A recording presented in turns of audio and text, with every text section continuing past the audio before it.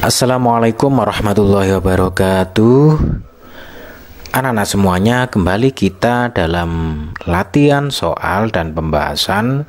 Yang kali ini yang kita bahas adalah soal penilaian akhir tahun, atau soal kenaikan kelas, atau juga bisa mungkin disebut dengan soal ujian semester 2 pada kelas 5 mata pelajaran pendidikan agama Islam dan budi pekerti.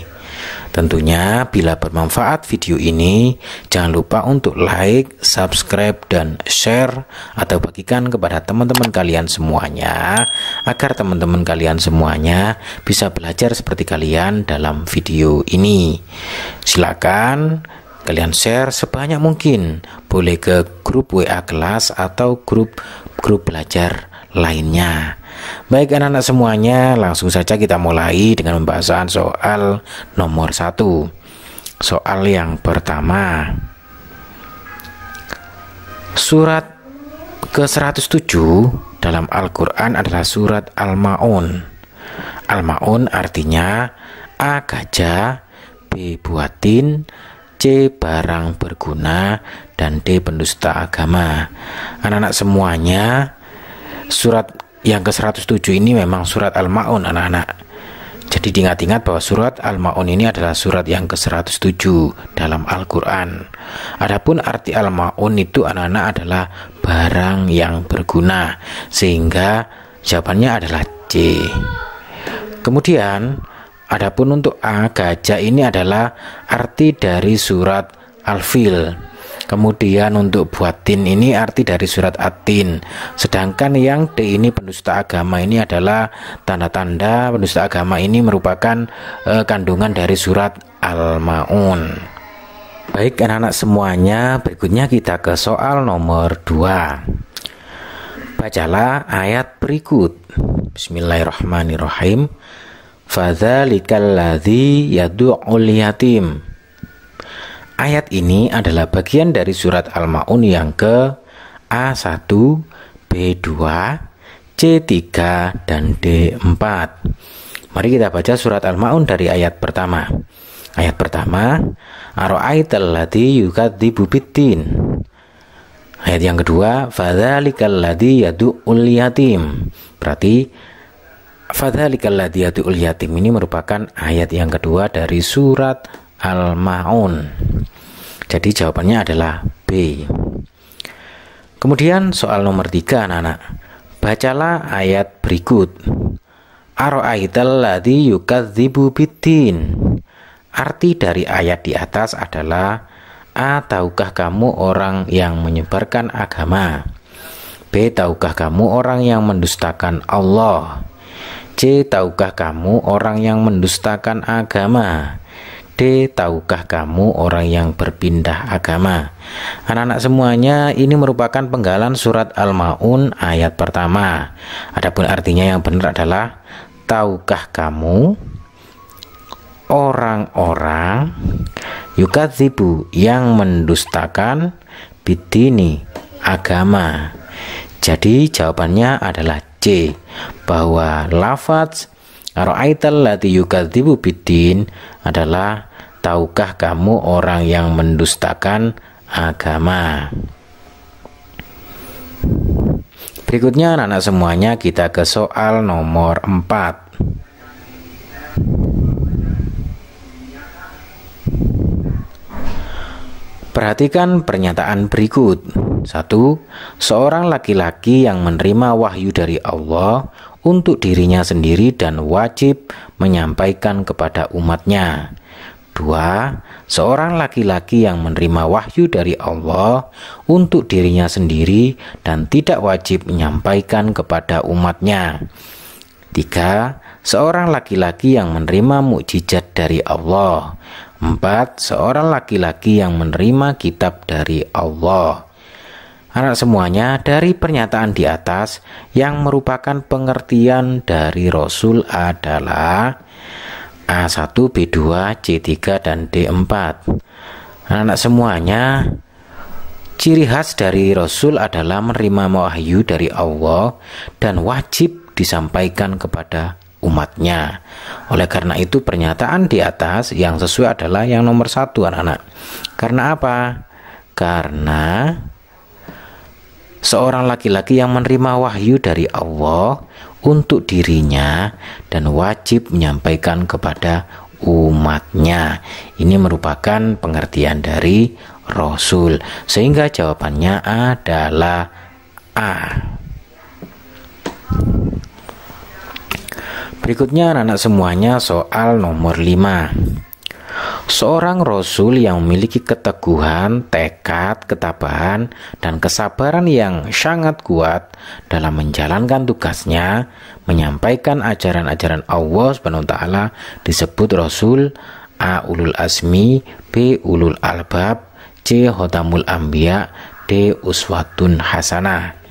Anak-anak semuanya perlu kalian ketahui bersama bahwa di antara 25 Rasul yang wajib kita imani, kita yakini, itu ada Rasul-Rasul yang mempunyai ketabahan yang sangat luar biasa, mempunyai keteguhan tekad yang luar biasa.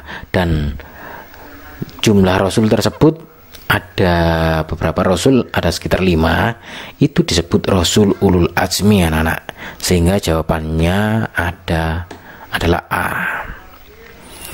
Jadi perlu diingat bahwa di antara 25 Rasul ada beberapa Rasul yang disebut Rasul Ulul Azmi, yang mana Rasul tersebut memiliki keteguhan, tekad, ketabahan, dan kesabaran yang sangat kuat dalam menjalankan tugasnya, menyampaikan ajaran-ajaran Allah Subhanahu wa Ta'ala. Baik anak-anak, berikutnya kita ke soal nomor 6.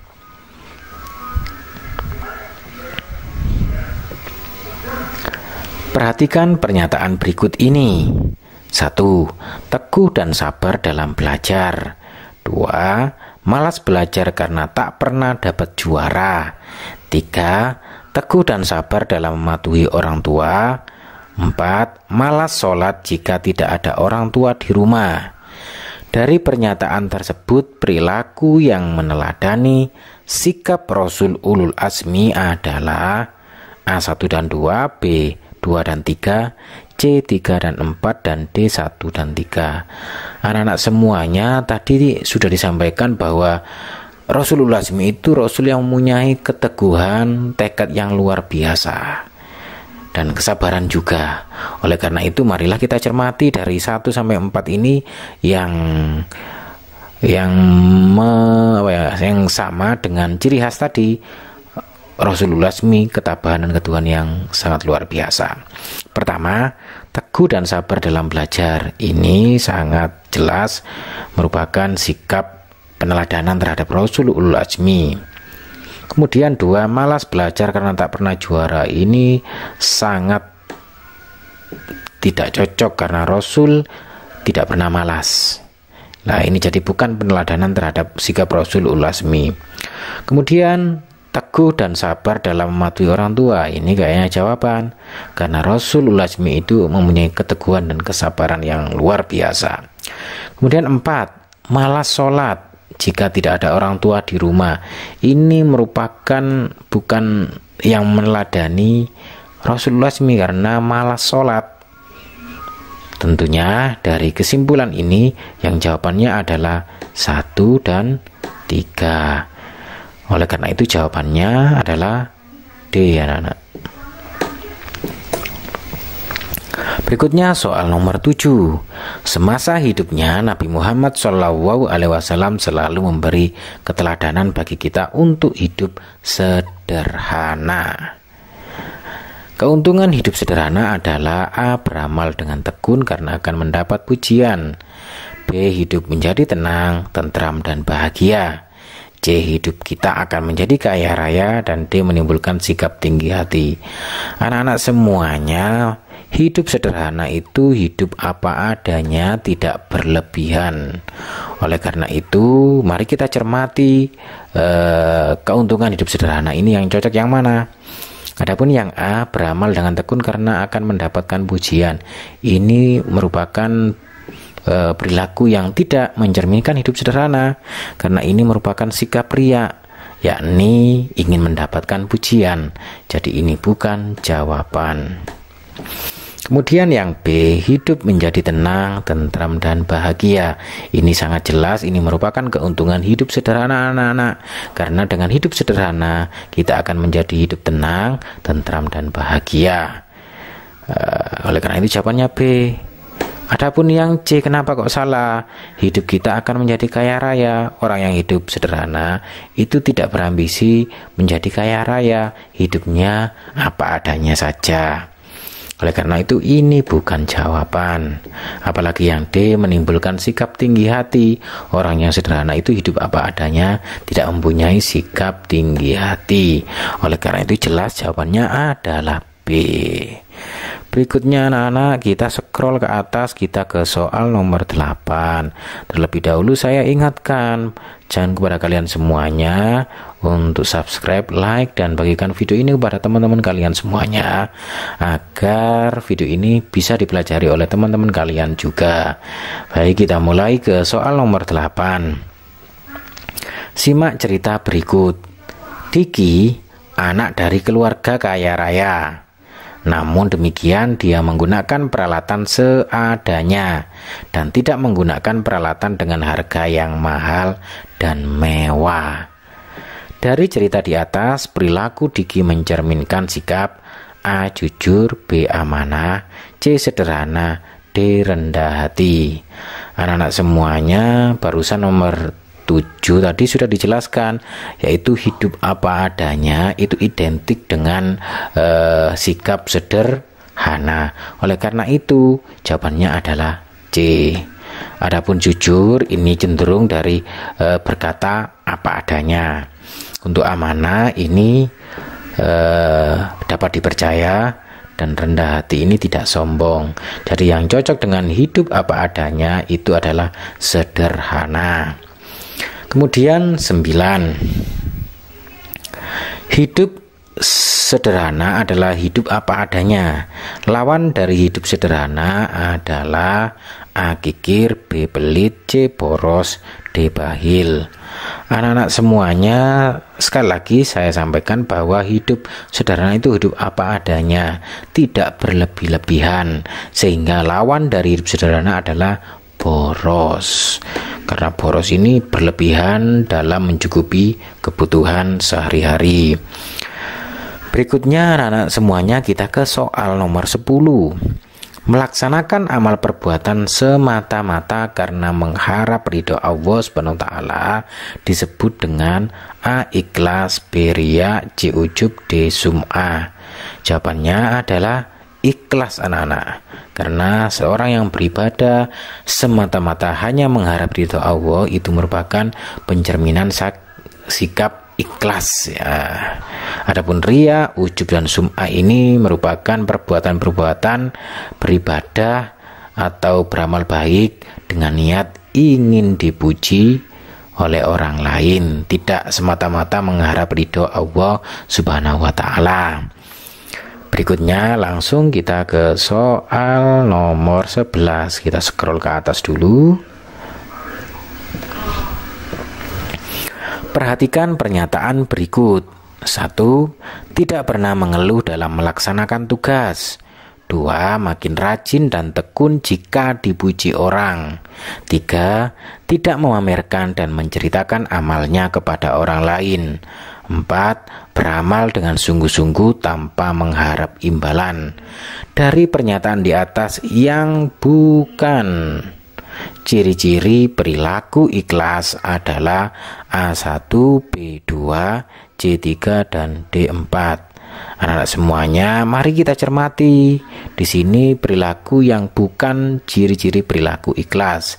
Mari kita ingat bahwa perilaku ikhlas adalah perilaku beribadah yang semata-mata mengharap ridho kepada Allah Subhanahu wa taala, tidak ingin dipuji, tidak ingin menerima minta imbalan dari apa yang dikerjakannya. Oke, yang pertama, tidak pernah mengeluh dalam melaksanakan tugas. Ini adalah ciri dari orang yang bersikap ikhlas. Karena tidak mengeluh dalam melaksanakan tugas. Kemudian yang kedua, makin rajin dan tekun jika dipuji orang. Lah, ini merupakan indikasi orang yang tidak ikhlas, karena rajin dan tekun hanya jika dipuji orang. Jadi ini ini merupakan ciri-ciri orang yang tidak ikhlas. Kemudian tidak memamerkan dan menceritakan amalnya kepada orang lain. Ini merupakan orang yang ikhlas, karena beribadah hanya semata-mata karena Allah. Kemudian yang keempat, beramal dengan sungguh-sungguh tanpa mengharap imbalan. Ini juga merupakan sifat ikhlas, karena semata-mata karena Allah, tidak dengan maksudnya beramal dengan sungguh-sungguh tanpa mengharap imbalan. Oleh karena itu, yang bukan ciri-ciri perilaku ikhlas sangat jelas jawabannya adalah yang dua ini, yaitu B. Berikutnya soal nomor 12 anak-anak. Kita harus ikhlas dalam belajar. Salah satu caranya, ketika guru menjelaskan pelajaran, kita harus A. mengajukannya, B. berbuat gaduh, C. memalingkan muka, dan D. mendengarkannya.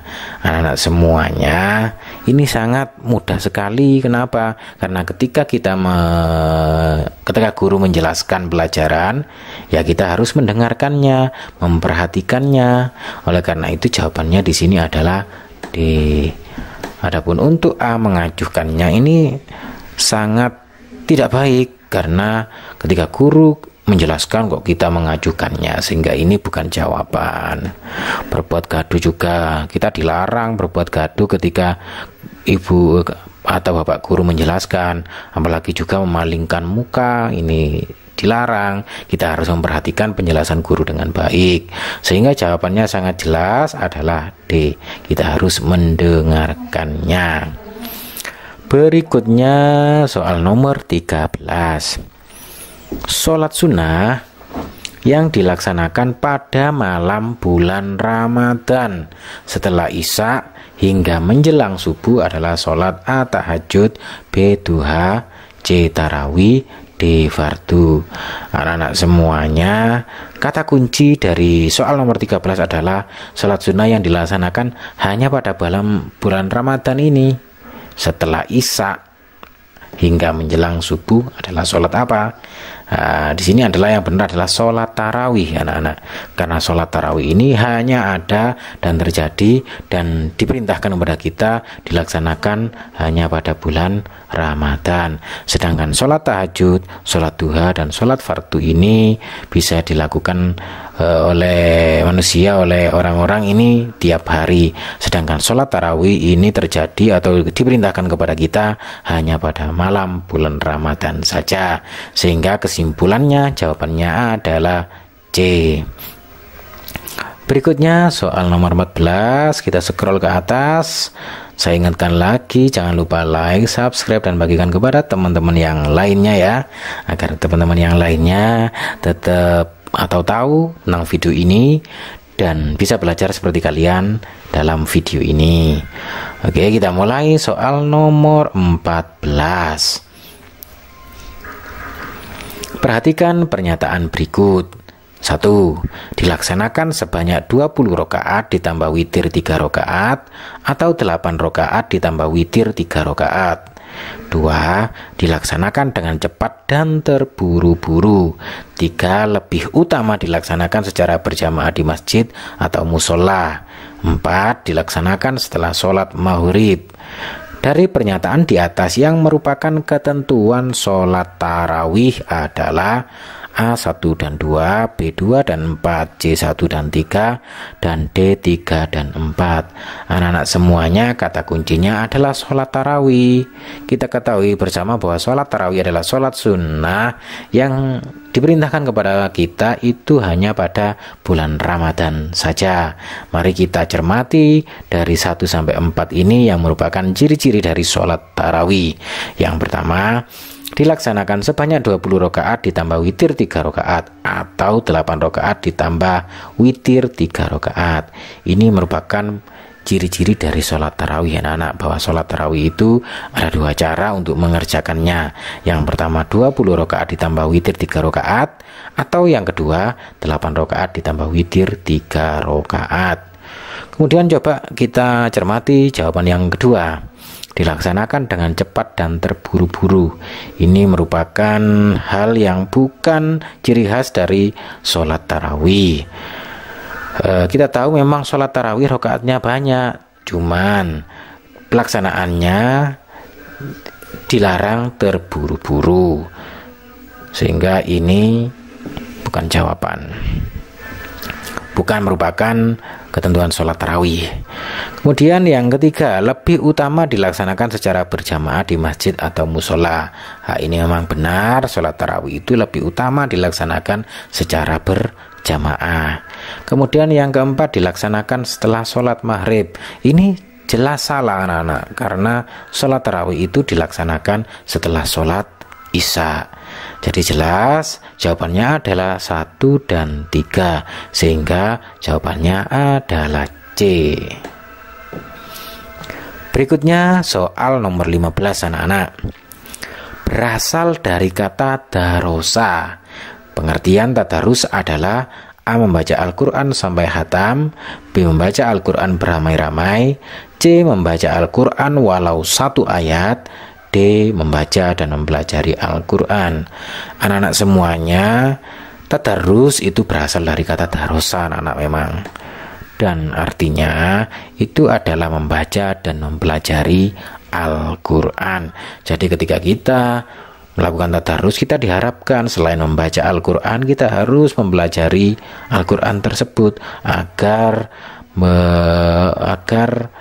apa yang terkandung dalam Al-Quran bisa merasuk dalam hati kita, sehingga jawabannya adalah D. Berikutnya anak-anak, kita ke soal nomor 16. Luqman adalah hamba Allah yang soleh. Ia bukan seorang nabi, namun namanya diabadikan dalam Al-Quran surat Luqman.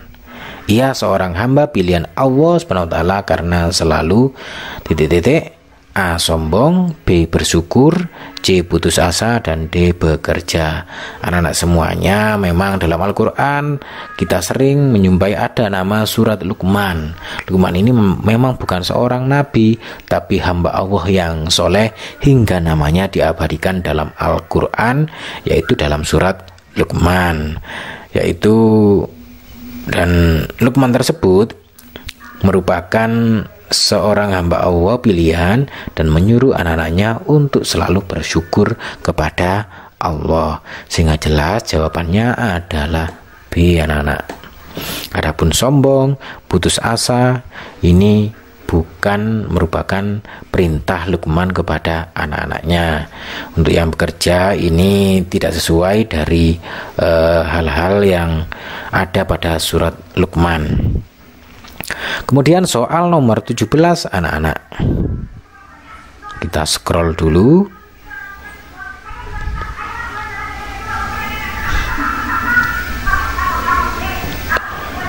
Berikut ini merupakan nasihat Luqman kepada anak-anaknya, kecuali, berarti ini yang bukan anak-anak. A. Jangan musyrik dan menyekutukan Allah. B. Jangan angkuh dan sombong. C. Hendaklah berbuat kebajikan, dan D. Menyembahlah selain Allah. Anak-anak semuanya, mari kita cermati jawaban dari A sampai D. Yang A. Jangan musyrik dan menyekutukan Allah, ini adalah merupakan perintah Luqman kepada anak-anaknya, bahwa Luqman selalu menyerukan kepada anak-anaknya untuk tidak musyrik dan menyekutukan Allah. Kemudian yang B, jangan angkuh dan sombong, juga merupakan perintah Luqman kepada anaknya. Kemudian hendaklah berbuat kebajikan, ini juga merupakan perintah Luqman kepada anaknya.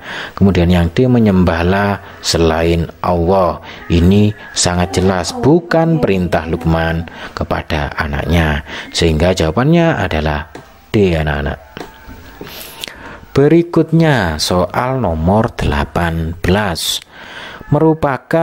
Menyerupakan sesuatu dengan Allah SWT, misalnya menjadikan matahari sebagai sesembahan disebut perbuatan A. Mukmin, B. Muslim, C. Musyrik, D. Mukhlis.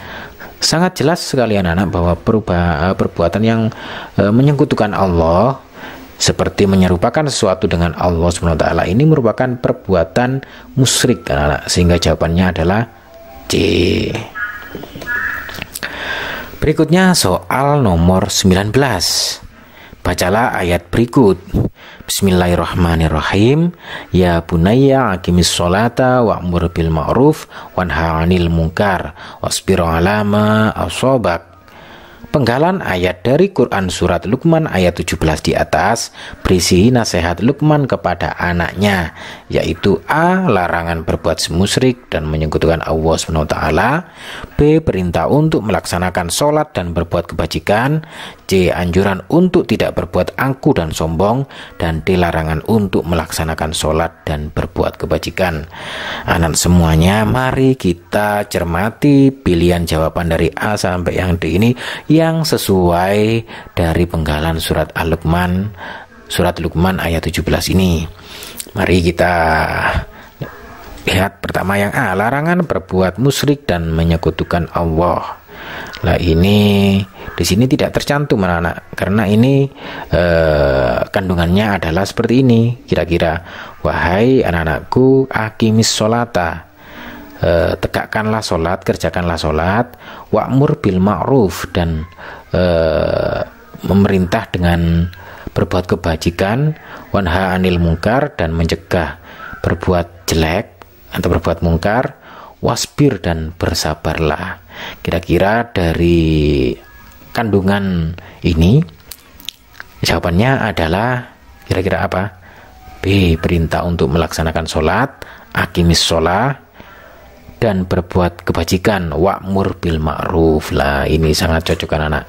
Perintah untuk melaksanakan sholat ini tercantum dalam kata aqimis sholat, kemudian dan berbuat kebajikan adalah wa'mur bil ma'ruf, sehingga jawabannya adalah B anak-anak. Berikutnya soal nomor 20 anak-anak. Baca dan perhatikan ayat dan terjemahan berikut. Bismillahirrahmanirrahim. Innallaha la yuhibbu kulla mukhtalin fakhur. Sesungguhnya Allah SWT tidak menyukai orang-orang yang sombong lagi membanggakan diri. Quran surat Luqman ayat 18. Dari ayat di atas dijelaskan bahwa orang yang sombong itu titik-titik oleh Allah SWT. Anak-anak semuanya, orang yang sombong itu sangat jelas sekali apa? A. Dibenci oleh Allah. Jadi nggak mungkin jawabannya B. Disukai, C. Disayangi, dan D. Dikaruniai Allah. Sangat tidak mungkin bahwa orang yang sombong itu dibenci oleh Allah Subhanahu wa Ta'ala, sehingga sangat jelas jawabannya adalah A. Anak-anak semuanya, demikian tadi pembahasan soal untuk penilaian akhir tahun, atau mungkin bisa disebut dengan ujian kenaikan kelas, atau mungkin nama lainnya ujian semester 2 ini. Untuk bagian pertama ini. Adapun untuk nanti bagian kedua atau part kedua membahas untuk angka Romawi 2 ini dan angka Romawi 3 akan kita bahas dalam video berikutnya. Oleh karena itu jangan lupa bila video ini bermanfaat untuk di like, subscribe, dan share atau bagikan kepada teman-teman kalian. Boleh di grup WA kelas atau grup-grup lainnya, grup belajar lainnya, agar teman-teman semuanya atau teman-teman kalian semuanya bisa belajar seperti kalian dalam video ini. Terima kasih. Akhirul kalam. Wassalamualaikum warahmatullahi wabarakatuh.